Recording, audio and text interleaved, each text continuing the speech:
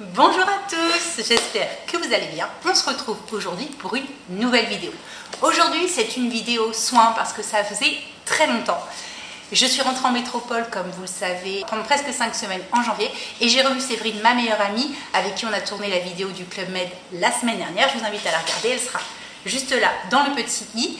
Et en fait, Séverine, il s'avère qu'elle travaille dans un laboratoire qui est rattaché à une clinique. Elle fait des prélèvements toute la journée et notamment un prélèvement dont on n'a jamais parlé sur ma chaîne, les gaz du sang. Donc, on va voir le soin à la fin de la vidéo. On va vous montrer le geste. Je m'excuse par avance de la qualité d'image de la vidéo parce qu'en fait, je n'ai pas pris cet appareil-là pour filmer en métropole. Je filmais donc avec mon iPhone pendant que Séverine me prélève. Donc vous allez voir, la qualité d'image n'est pas folle, mais on voulait vraiment vous montrer ce geste que vous allez être amené à pratiquer. On va faire ensemble avant une petite introduction sur le soin, pourquoi est-ce qu'on le pratique, dans quelles conditions, quelles sont les normes, qu'est-ce qu'on recherche. Et ensuite, je vous laisserai avec les images du prélèvement en lui-même. Donc pour commencer, pourquoi est-ce qu'on fait des gaz du sang? Donc les gaz du sang, en fait, c'est un prélèvement de sang qu'on pratique en artériel et ça nous permet d'avoir une évaluation de l'état respiratoire du patient en dosant l'acidité du sang artériel, en dosant les niveaux d'oxygène et de dioxyde de carbone présents dans le sang. Vous vous en doutez, c'est un soin qu'on pratique très souvent en pneumologie, mais vous allez être amené à le pratiquer un peu partout, suite à la dégradation respiratoire d'un patient dans n'importe quel service, une altération de son état de conscience, une mise sous oxygène suite à un problème autre. Voilà, c'est un soin que vous allez voir régulièrement. Bien sûr, avant chaque prélèvement, on a tout le travail d'identitovigilance à respecter. On vérifie l'identité du patient, bien entendu qu'on appose sur la fiche de laboratoire. Dans le cadre de ce prélèvement-là, il est important de signaler également si le patient est sous oxygène ou pas. Parce qu'en fonction des résultats, il est important de savoir si ça a été fait en air ambiant ou sous oxygène, parce que l'oxygène va influer sur les résultats. Et on surveille également les contre-indications des troubles de l'hémostase, des allergies aux désinfectants utilisés. Le topo habituel, vous le savez, à chaque fois qu'on fait ce type de vidéo sur les prélèvements, je vous l'explique en long, en large et en travers. Il y a toute une liste de vidéos sur ma chaîne, sur les prélèvements, où vous aurez à chaque fois ce petit rappel. Je vous les mets tout en barre d'infos, ça peut toujours servir. Donc, important également de prévenir le patient de ce que vous allez faire. C'est un soin qui est potentiellement susceptible d'être assez douloureux. Les artères sont très innervées, bien plus que les veines, bien plus que le capital veineux, ce qui fait que c'est susceptible de faire mal. D'ailleurs, la majorité du temps, le médecin a prescrit en amont l'application d'un analgésique cutané local à type d'EMLA qu'il faudra mettre en place bien au moins 1 heure avant le soin. Donc voilà, bien prévenir le patient pour que ça se passe au mieux et éviter des mouvements qui pourraient potentiellement rendre le soin très difficile pour que tout se déroule à merveille. À savoir qu'il y a plusieurs sites, vous allez voir sur la vidéo de prélèvement au niveau du bras. J'ai vu sur internet, je vous avoue que je ne l'avais jamais vu faire, mais il est important de surveiller la bonne circulation. Prélève au niveau du poignet.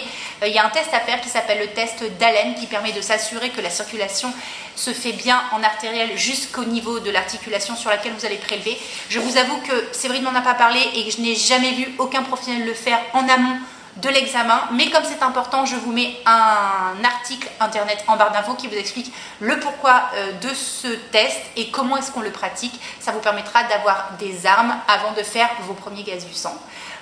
Comment est-ce qu'on interprète les résultats d'un gaz du sang?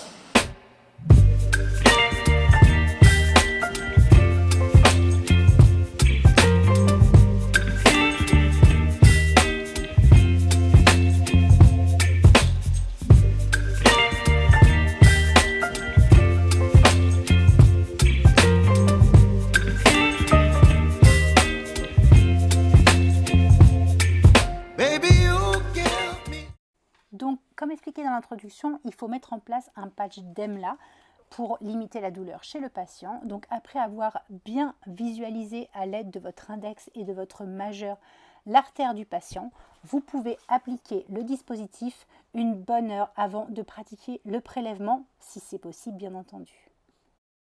Sachez qu'il y a plusieurs sites de prélèvement sur le bras. Séverine vous montre ici le trajet de l'artère concernée. Je vous laisse tout de suite avec un schéma qui vous explique en détail les sites de prélèvement au niveau du bras.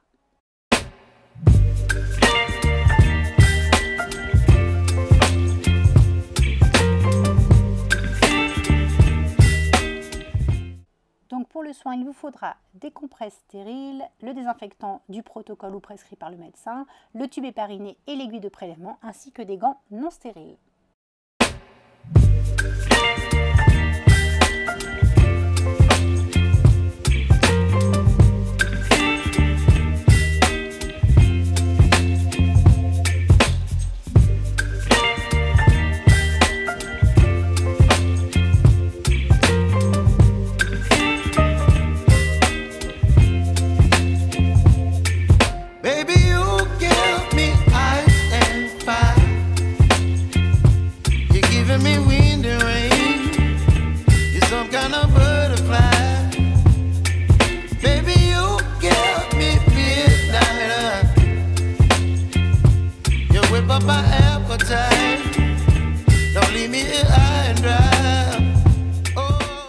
Après toutes ces étapes, vous installez donc le patient en cassant bien son poignet. Vous retirez le patch-gem là et vous sentez les pulsations de nouveau artérielles avec votre index ou votre majeur. Une fois que c'est fait, vous procédez à la tétersion du site de ponction avec les compresses stériles imbibées de l'antiseptique utilisé dans le service ou recommandé par le protocole. Et une fois que ça c'est fait, vous prenez votre seringue, votre tube hépariné qui a été adapté. Vous préparez également un tampon avec les compresses sèches parce que potentiellement, comme c'est du sang qui vient de l'artère, ça peut saigner énormément à la fin du soin. Et vous piquez juste à côté du doigt pour être sûr d'être bien dans l'artère. Vous ne piquez pas à 90 degrés comme vous montre Séverine, mais à 45. Et une fois que vous sentez bien l'artère, vous y allez. Vous savez que le prélèvement est réussi quand vous voyez le sang monter dans la seringue par pulsation. Vous remplissez la seringue jusqu'à 2 ml pour être sûr qu'il y ait suffisamment pour la technique, parce que en dessous, malheureusement, ça ne pourra pas être exploitable. Vous procédez ensuite à la ponction du site de prélèvement avec votre pouce pendant au moins une trentaine de secondes. Vous videz l'air du tube de prélèvement pour pas fausser les résultats et ensuite vous mettez le bouchon obturateur et vous secouez le tube afin de bien mélanger l'héparine au sang prélevé. Ça part ensuite en technique et c'est techniqué en moins de 30 minutes. C'est les résultats biologiques les plus rapides qu'on puisse avoir. J'espère que la vidéo vous aura plu et vous aura aidé. J'attends comme d'habitude vos retours dans les commentaires, vos avis. N'oubliez pas que chaque protocole de service est différent, qu'on a filmé ça à la maison chez Séverine, donc on n'avait pas tout ce qu'il faut. Ça a été difficile pour moi, j'avais pas le matériel, j'avais pas de boîte à aiguilles, j'avais pas tout ça, des choses que j'ai à la maison et là j'étais en vacances.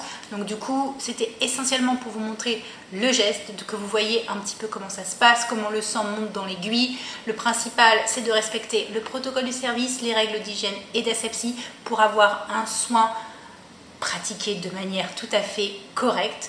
J'espère que ça vous a plu et que vous serez au rendez-vous la semaine prochaine pour des nouveaux soins. Bye!